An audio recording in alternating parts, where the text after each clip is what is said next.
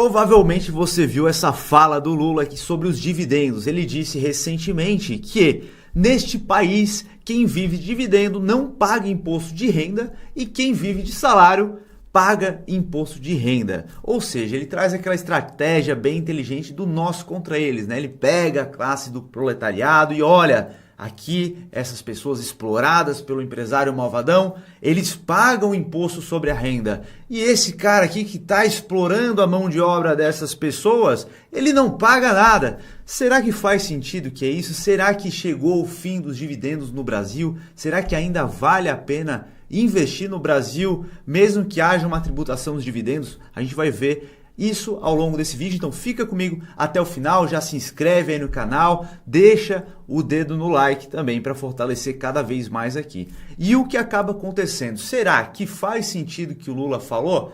De certo modo até faz, porque de fato os dividendos não são tributados, então o empresário malvadão, ele simplesmente distribui o lucro para a sua conta física e ele não paga nada. Só que será que é isso que acaba funcionando? Porque perceba o seguinte, quando eu tinha uma distribuidora de alimentos, eu trabalhava como CLT, né, juntava meu dinheirinho ali e resolvi, num belo dia, abrir uma distribuidora de alimentos.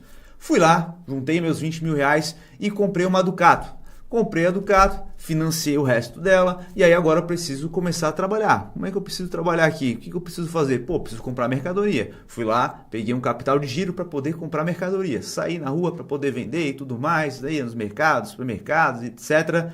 Fiz meu trabalho e cheguei ao final do mês, primeiro mês da empresa aberta, que sabe o que aconteceu? Prejuízo! Nossa, que bacana! Tomei um prejuízo. E aí sabe quem estava lá para poder cobrar um belo do imposto? O governo.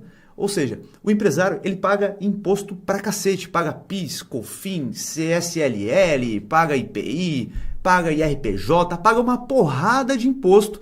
Se sobra lucro, depois de ter pago imposto pra caramba, ele acaba distribuindo para o sócio, para o empresário, né? Então, é uma falácia isso, é simplesmente uma retórica para poder jogar uma classe contra a outra e poder fazer com que haja algum tipo de racionalidade em uma frase como essa, sendo que não é essa a realidade. O empresário paga imposto para caramba. Então, isso é falácia, tá? E aí o que acaba acontecendo? O que pode acontecer é que alguém vai trazer o argumento: ah, mas nos Estados Unidos o dividendo é cobrado, as pessoas pagam dividendos. Verdade? Paga. Porém, a gente precisa levar em consideração alguns fatores aqui. O primeiro deles, dá uma olhada aqui na tela, nessa tabela aqui. Existe uma faixa de isenção que não será discutida aqui, pode ter certeza. E se tiver, vai ser uma faixa ridícula, sim, que não vai reincorporar praticamente ninguém.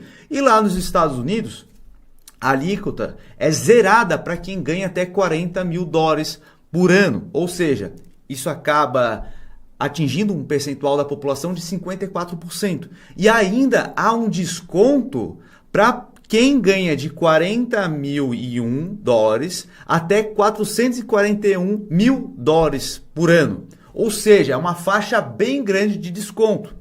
E aí, somente vai pagar 20% sobre o dividendo quem recebe acima de 441.450 dólares. Ou seja, acaba atingindo apenas 1% da população americana, enquanto provavelmente o que vai ser proposto aqui já vai atingir a maioria das pessoas. Então isso é bem necessário ser levado em consideração. E outro fator muito importante que poucas pessoas acabam sabendo de fato é que os dividendos aqui no Brasil eram cobrados, sim, eram cobrados até 1995, era cobrado dividendo.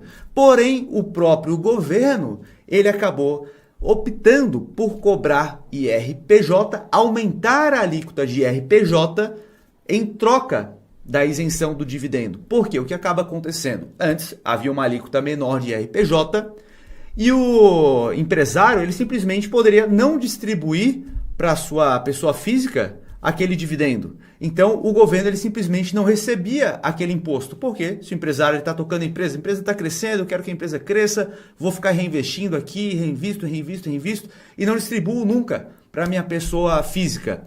Ou seja, o Estado não acabava vendo o dinheiro daquela tributação. Eles acabaram optando para que o empresário não pagasse mais imposto quando ele pagasse dividendos, né, distribuísse dividendos para sua pessoa física. Em troca disso, eles aumentaram o IRPJ, que seria um imposto que a empresa precisa pagar de forma recorrente. Ou seja, o dinheiro vai entrar na mão do Estado. Então, se o empresário ele optasse, cara, eu estou com um plano aqui para minha empresa crescer durante 5 anos, não vou distribuir nada para minha pessoa física, o Estado não ia ver aquele dinheiro daquela tributação. Agora, com o IRPJ maior, o Estado vai ver de forma recorrente o dinheiro caindo. Então, foi uma troca. Ou seja, para ser justo, é necessário 2 pontos aqui. Primeiro, ter uma faixa de isenção para boa parte da população, que provavelmente não vai vir, e outra, reduzir a alíquota de imposto. Só que a gente acabou de ver uma reforma tributária e essa reforma acabou unificando tudo, então dificilmente a gente vai ver uma proposta logo em seguida visando reduzir para poder tributar dividendos.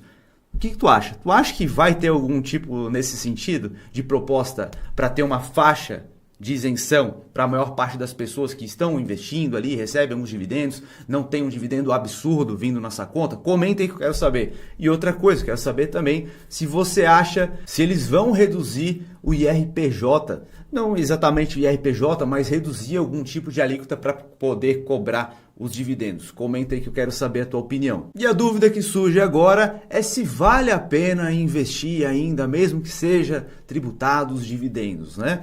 E eu quero te mostrar aqui um exemplo de uma empresa que não distribui dividendo. O que acabou acontecendo? Será que vale a pena investir ainda se ela fosse tributada os dividendos? Então dá uma olhada aqui na PetroRio, por exemplo. Se a gente dá uma olhada aqui, vamos dar uma olhada na distribuição de dividendos deles.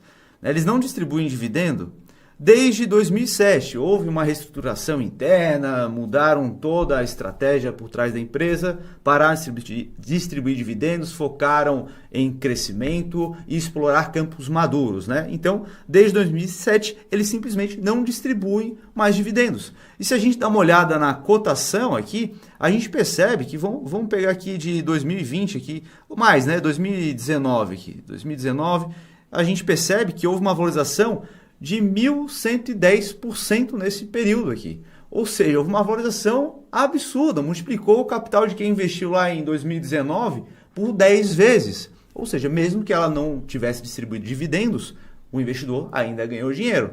Ainda há uma faixa de isenção de até R$20.000 por mês. Então, se você investiu lá R$1.000, você teve um ganho aí bastante grande e ainda seria totalmente isento. Mesmo se tivesse que pagar 20% de imposto aqui, cara, teve ainda um ganho bastante expressivo. Ou seja, não é somente através de dividendos que o investidor acaba ganhando dinheiro. E além disso, existem várias outras formas em que os investidores conseguem se proteger e que as empresas muito provavelmente vão começar a fazer aqui a mesma coisa que já se faz lá nos Estados Unidos, que é a recompra de ações e cancelamento delas. Porque quando isso acaba acontecendo, há uma valorização do ativo. Tá? Eu já fiz vídeo aqui no canal explicando mais no detalhe como que isso funciona. Então, existem vários meios para poder se proteger e continua assim valendo muito a pena a investir. Então, quem acaba se espantando e ficando de fora, acaba deixando de construir um patrimônio relevante ao longo do tempo.